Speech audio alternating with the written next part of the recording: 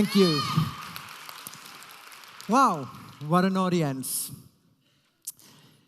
Work, as we know it, will disappear within the near future. Plain and simple. What we know as work now will not exist for long. This all will be due to automation. So, what am I talking about when I talk about automation? Automation is about processing power, it's about machine connectivity, and it's about artificial intelligence. If we start with the processing power, it's kind of amazing how far we've come if we look a few decades back. The Moore's law says that purchasing power, but processing power increases a double every 2 years. So it doubles every 2 years. And it's been doing so for several decades.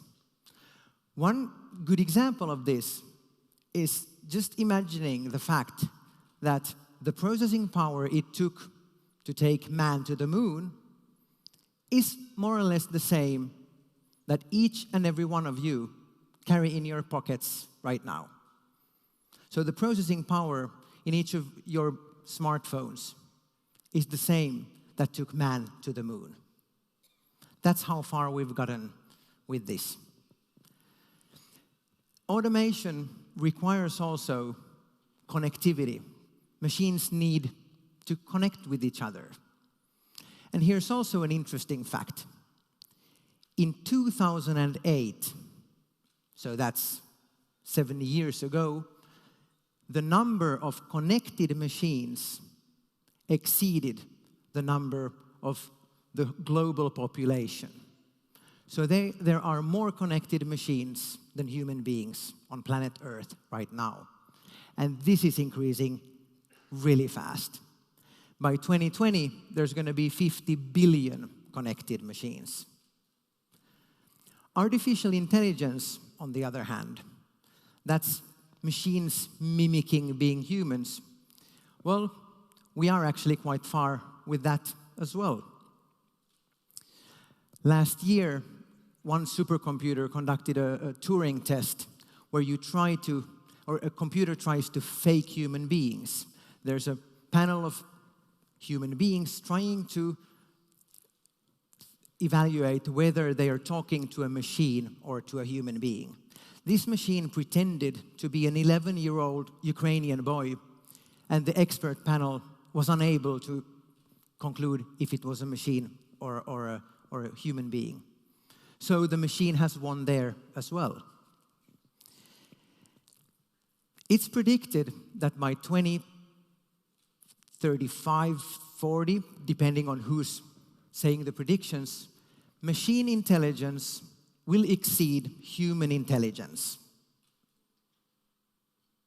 Think about that. Machine intelligence will exceed human intelligence.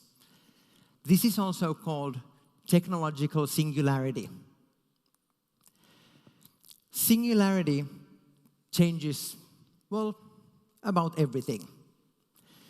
With singularity, we get self-conscious machines. Machines will redevelop themselves, become even greater super machines.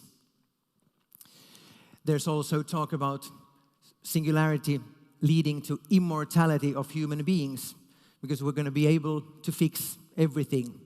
3D print organs with nanotechnology and with gene technology, we're going to be able to slow down and eventually stop cells from aging. So we will live forever. Boy, does that have an effect on work. I mean, we're going to work forever. So you can forget about retirement. Well, that's not actually the major impact on work. That's just one. Because I claim that machines will do all knowledge work in the future. I bet there's quite a few people in the audience who consider themselves knowledge workers. Raise your hands if you classify under knowledge worker. Exactly. Machines will do your jobs. Sorry to say. If we look at a few professions, I very often use myself as an example because, I live in this world too. I'm a consultant. But we can say consultants or engineers, more or less the same. The machines will gather all the data, they analyze it, summarize it, make conclusions and recommendations. That's what I do. But that's what machines will do in the future. For medical doctors, machines will make all the diagnoses. A robot does not have an unsteady hand even after 12 hours of surgery. It will have a precise cut. Now if you think this is some kind of futuristic mumbo-jumbo I'm talking about, I'm sorry to break it to you, but IBM's supercomputer Watson is actually currently already working as a medical assistant in an oncology hospital. It actually is able to go through, in a very short time period, through all medical files on planet Earth. So you have a difficult patient, or the patient's not difficult, but the illness is difficult. The patient has a very difficult cancer, and Watson is able to read through all medical files on the planet. It would take the doctor a little bit more time to do that. So actually Watson is working as an expert in a panel of doctors giving treatment, doing treatment plans. If we think about other professions, well, taxi drivers or truck drivers, well, forget it. We already have robotic cars, so they won't have a job either. So, what is left for us human beings? What value added can we provide? As I see it, human attributes or human things are passion, imagination, creativity, and human interaction. So, as I see it now, if you're an artist or a psychologist, you're safe. If not, you need to rethink, and you need to rethink good. We need a new approach to work. We need to really rethink what we do. But I'll give you a glimpse of hope. We as human beings, we've done this before. There was something called the Industrial Revolution. We used to work in the farms. We were all agriculture. We worked in the farms or with our hands. Suddenly, we had to go to factories. Everything changed with the industrialization. We did it then. Maybe we can also do it now with the digital revolution ahead of us.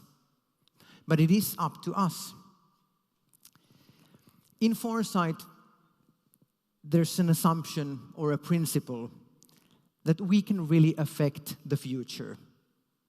The future does not happen to us, but we create it.